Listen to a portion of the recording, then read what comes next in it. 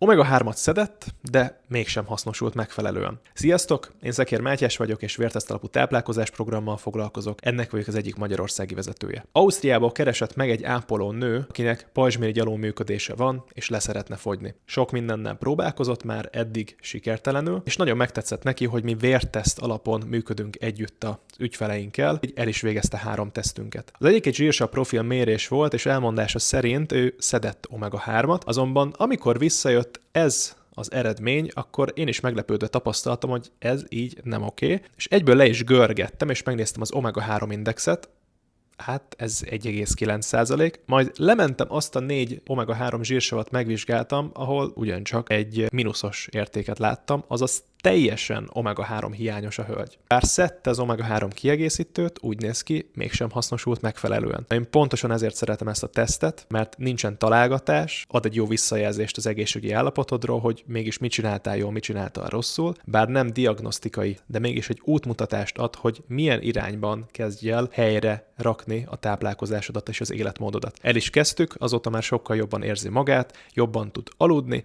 és a táplálkozását is elkezdte megváltoztatni. Úgyhogy bizakodom, egy lehetséges életminőségjavulás útjára léptünk. Hogyha tetszett a videóm, akkor oszd meg mással, és kövessél be, hogy ne maradjál le a hasonló érdekes dolgokról.